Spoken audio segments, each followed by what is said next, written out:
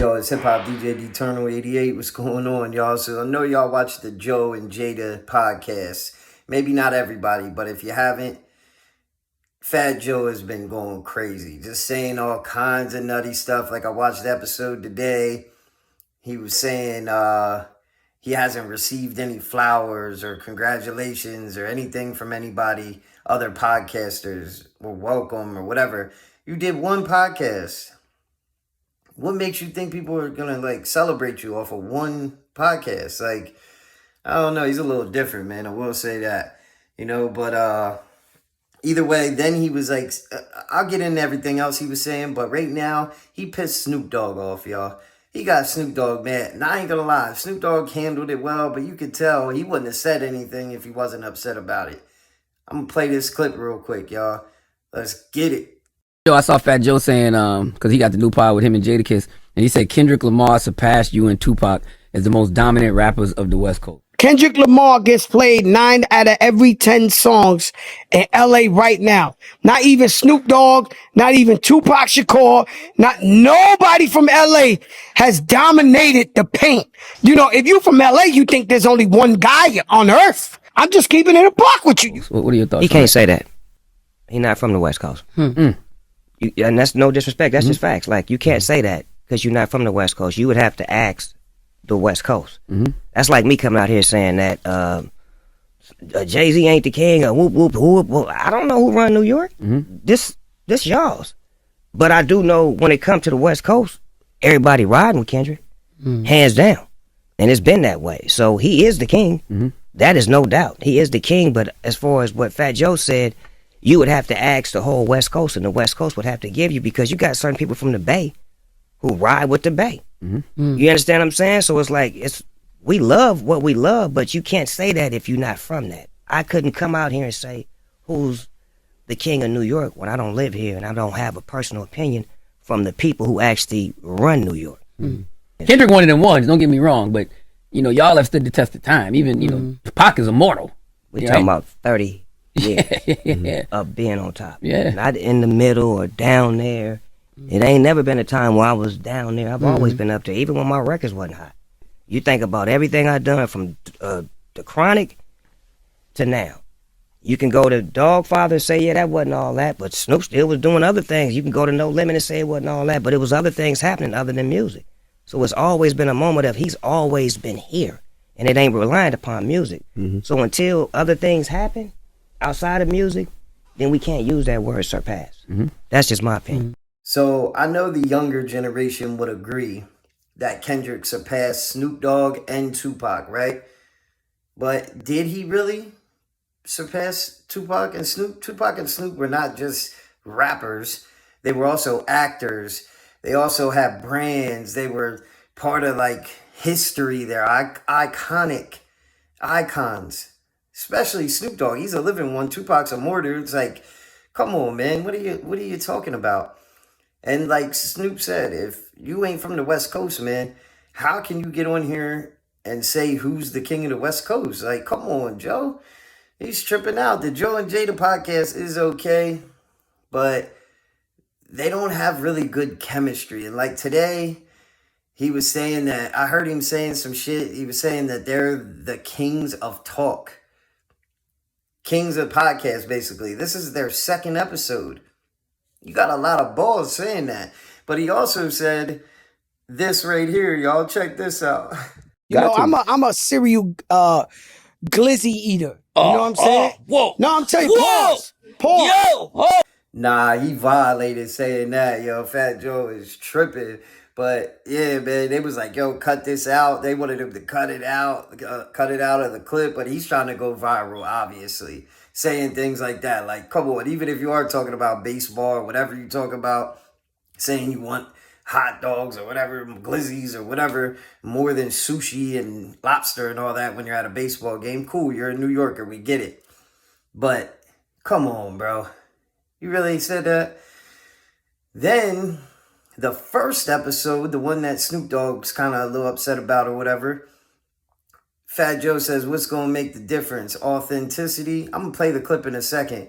But he said they were saying that they're authentic. Then they were saying Fat Joe was basically saying how the reason we like ESPN so much and like things like that is because there's actual football players, basketball players on there, like Shaq and different people, you know what I mean? Whoever. That's just one person to name. But there's people that actually played the game. So it's cool hearing them talk about it. He's saying that all hip-hop podcasters shouldn't be able to talk about hip-hop unless they made albums, unless they made history and music and this, that, and the third. But then he'll go on and start talking about baseball and basketball. You never played baseball or basketball, bro. Like, with all due respect, you never played baseball or basketball. You're not one of the people that was in the game. So you're that fast contradicting yourself, saying that people that didn't rap shouldn't be able to talk about rap. Well, what else are we going to talk about? We love hip-hop. We love sports, you know, movies, whatever. Like, we're going to talk about the stuff we love to talk about, you know? Like, what does that even mean? Like, since the beginning of time, like, that's like saying if you go to a restaurant, you can't say how good the meal was because you didn't cook it or some shit. You know what I mean? It shit just don't make no sense, you know? Like, I don't know. It just really don't make no sense. You can't say something about food because you're not a chef, you know? Like, what the hell? But I'm going to play this for y'all. Let's get it. What's going to make the difference with the Joe and Jada podcast? Authenticity. You know what I mean? It got to be a organic conversation, right? We can't ride the wave of what's going on out here. You know what I mean? This ain't that, and that ain't this. That ain't this. It's crack and kiss. Oh, see, my thing is when you talk about that's one right there. You know, when you talk about hip hop podcasts, see, I can't salute you if you didn't go and did a show and the promoter beat you for your second half of your money, or you went to a show, the promoter don't want to pay you. If you haven't been through the farm league, listen, of what it takes. Listen, you can't be sitting up here dissecting the albums, and that's the fucking problem we had with rap since the beginning, since the source mics and all this shit. It's like, yo, you ain't even played a game. You see, the reason why we love TNT so much with Chuck and Shaq, these are legends. They played the game. They know the ins and outs. So do y'all agree with that? I don't know. I don't necessarily agree with that at all, especially since they go on to talk about sports and neither of them ever played sports. You know what I'm saying? But I don't know, man. I like the podcast to a certain extent. But the fact that they keep saying they went number one already, and keep talking about how bags coming in, there's no like chemistry to it. You know what I mean? Like, all right, for example, like the Joe Budden podcast, they had chemistry from the start, and they weren't talking about how they're going number one right away. They weren't talking the first episode, second episode. You know what I mean? Like, they weren't talking about these kinds of things. Either was Cameron and Mace. Either was Gilly and Wallow. These people built their shit from the ground up. They didn't start coming in their first, second episode having Boost Mobile ads and all kinds of shit. Like, come on, man. Like, I don't know. Boost Mobile promotions, you know?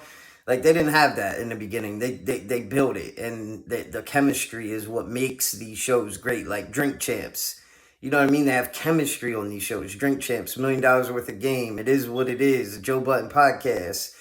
There's chemistry there. Joe and Jada, they're two different people. It's not, that's where it's going wrong for me. You know what I'm trying to say? So, but either way, man, Tory Lanez, I don't know if y'all heard, but Tory Lanez had over 110,000 people sign his petition for him to be released from jail.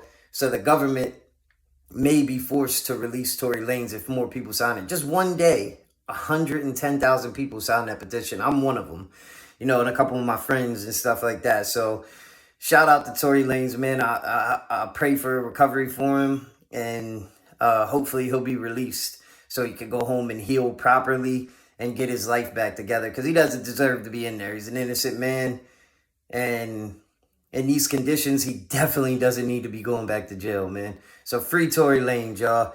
And shout out to Joe and Jada. I love their music, always been a fan. But as far as Fat Joe on a podcast, I don't know if him and Jada are clicking like that. I'd have rather seen Jada, Styles, and Sheik Fat Joe, I don't know who he would do a podcast with, but not Jadakiss. But either way, man, shout out to them brothers and, salute. It is what it is. It's Hip Hop DJ Eternal 88. Follow me on IG. Hit that like, hit that subscribe, and leave a comment, y'all. I'm out.